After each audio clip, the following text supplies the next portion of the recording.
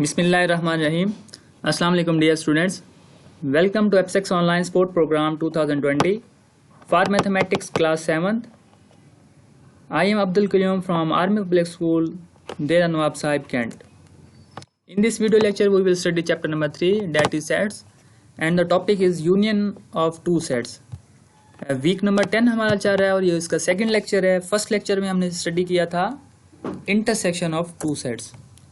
Objectives of the lesson: at the end of this lesson students will be able to recognize the union of two sets, find the union of two sets, define the union of two sets using the Venn diagram.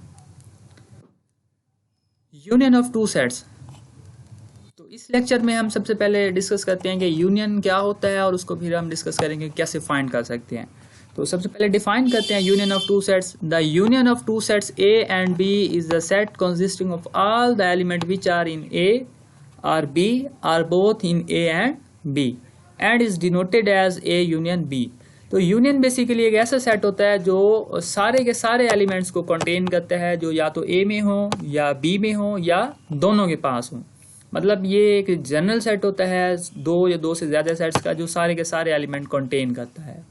तो अगर हमने union find करना होगा तो just हम क्या करेंगे, ए के एलिमेंट्स बी के एलिमेंट्स सारे के सारे इनको कंबाइन करके हम लिख देंगे. अगर मैं इसको वेन डायग्राम की मदद से एक्सप्लेन करूं तो यहाँ देखें ये हमारे पास ये यूनिवर्सल सेट है. ये ए सेट को रिप्रेजेंट कर रहा है सर्कल और ये बी सेट को रिप्रेजेंट कर रहा है. अब ये दोनों को शेड किया हुआ है, इसका मतलब ये सारे के सारे एलिमेंट जो है ये यूनियन में आ रहे हैं. मतलब इसके अंदर ए के एलिमेंट्स भी हैं, इसके अंदर बी के एलिमेंट्स भी हैं और इसके अंदर इन दोनों के कॉमन एलिमेंट्स भी हैं. क्योंकि ऐसा भी हो सकता है कि दोनों सेट में कुछ कॉमन एलिमेंट हो तो जो कॉमन एलिमेंट होंगे उन्हें भी हम राइट करेंगे. क्योंकि हमारे पास जो सेट को राइट करने का रूल है वो ये है कि हम रिपीट नहीं करते. डिस्टिंक्ट एलिमेंट्स होते हैं, डिफरेंट एलिमेंट होते हैं, यूनिक इमेज होता है, एलिमेंट यूनिक लिखते हैं, हम डबल करके नहीं लिखते. तो इसीलिए अगर कुछ एलिमेंट्स कॉमन आ रहे हैं मतलब वो ए में भी हैं बी में भी हैं तो उन्हें हम क्या करते हैं, जस्ट वन टाइम राइट करते हैं. इसलिए हमने ये ओवरलैप किया हुआ है इसको, क्योंकि ये ओवरलैप पोर्शन ये रिप्रेजेंट करवा रहा है कि ये ए में भी है और ये बी में भी है. और इसे हम रिप्रेजेंट कैसे करवाते हैं, इसे हम A union B, A U symbol use किया जाता है यूनियन के लिए. और इसको हम रीड कैसे करते हैं, we read this as A union B. इस यू को हम क्या रीड करते हैं, यूनियन रीड किया जाता है. नेक्स्ट हम देखते हैं कि फाइंड कैसे कर सकते हैं. जैसे हमारे पास एक सेट ए है 1 3 5 और एक सेट बी है 2 4 5. अगर हमने इनका यूनियन फाइंड करना हो तो यूनियन में अब हम क्या करेंगे, कंबाइन लिखेंगे, दोनों के एलिमेंट्स लिखेंगे. तो अब ये 1 3 5 है और ये 2 4 5 है. अब यहाँ देखें तो इसको अगर मैं राइट करना चाहूँ तो 1 भी आएगा यूनियन के अंदर, 2 भी आएगा, 3 भी आएगा, 4 भी आएगा, 5 भी आएगा. अब लेकिन यहाँ 5 जो है दोनों के पास है, कॉमन एलिमेंट है, लेकिन 5 को जब हम यूनियन में लिखेंगे जस्ट वन टाइम लिखेंगे. तो ये हमारे पास ए यूनियन बी जो है हमारे पास वो कौन सा सेट आ जाएगा, 1 2 3 4 5. और इन्हें हमने एक अरेंज करके लिख देना है, एक तरतीब से लिख देना है. नेक्स्ट है कि अगर हमने यूनियन को वेन डायग्राम उनकी ड्रा करनी हो तो वेन डायग्राम की मदद से भी हम उसको एक्सप्लेन कर सकते हैं. और वेन डायग्राम ऑलरेडी हमने डिस्कस किए हुए कि किसी भी सेट्स को वेन डायग्राम की मदद से कैसे रिप्रेजेंट करते हैं. We can draw the Venn diagram to represent the union of two sets as shown in the figure.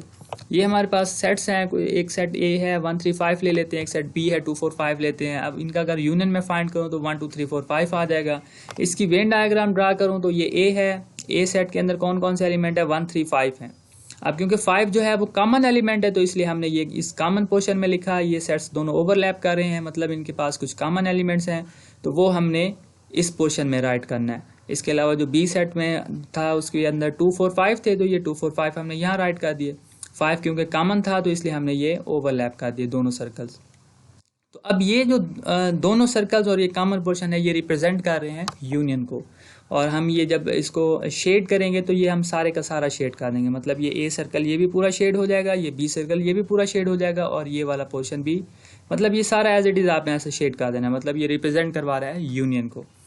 पिछले लेक्चर्स में इसी वीक नंबर 10 के लेक्चर नंबर 1 में हमने डिस्कस किया था इंटरसेक्शन को. और इंटरसेक्शन में हमने कहा था कि जो कॉमन एलिमेंट्स होते हैं और कॉमन पोर्शन को हमने जस्ट शेड किया था वो इंटरसेक्शन को रिप्रेजेंट करवाता है. लेकिन जब हमने यूनियन फाइंड करना होगा तो यूनियन में सारे के सारे एलिमेंट्स आ जाते हैं, चाहे वो ए के हों, चाहे बी के हैं या चाहे वो कॉमन है.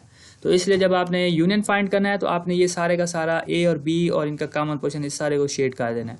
और अगर आप जस्ट इंटरसेक्शन को रिप्रेजेंट करवा रहे हैं तो इंटरसेक्शन के लिए जस्ट आपने कॉमन पोर्शन को शेड कर देना है.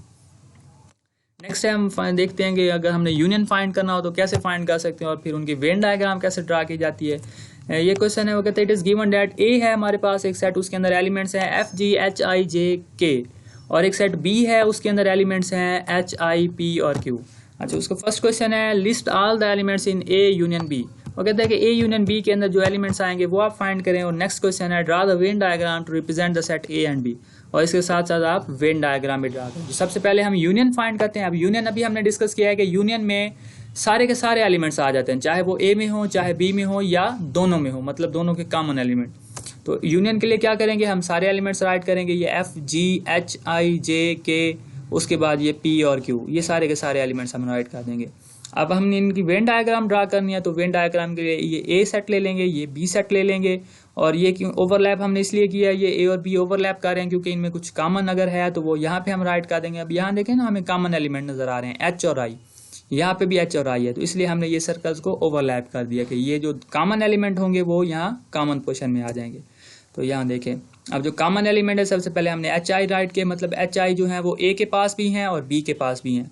अब ए के एलिमेंट जो एच आई है वो हमने यहाँ राइट कर दिया, इसके अलावा बाकी जो रिमेनिंग एलिमेंट्स हैं एच आई के अलावा एफ, जी, जे के, वो हम यहाँ राइट कर देंगे।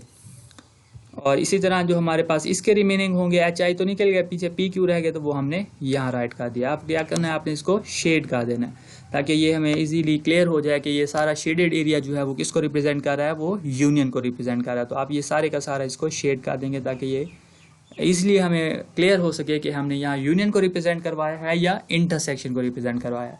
मैं फिर रिपीट कर देता हूँ, अगर आपने इंटरसेक्शन को रिप्रेजेंट करवाना है तो जस्ट आप ये कॉमन पोर्शन को शेड करेंगे, क्योंकि इंटरसेक्शन जो है वो कॉमन एलिमेंट को रिप्रेजेंट करता है। और अगर आपने यूनियन को रिप्रेजेंट करवाना है with the help of Venn diagram, तो फिर आप जो वेन डायग्राम बनाएंगे उसमें ए और बी और इनका कॉमन पोर्शन, ये सारे का सारा एरिया आप शेड कर देंगे, क्योंकि जो यूनियन होता है वो सारे एलिमेंट्स को कंटेन करता है, चाहे वो ए में हो, चाहे बी में हो या कॉमन एलिमेंट हो ए और बी के।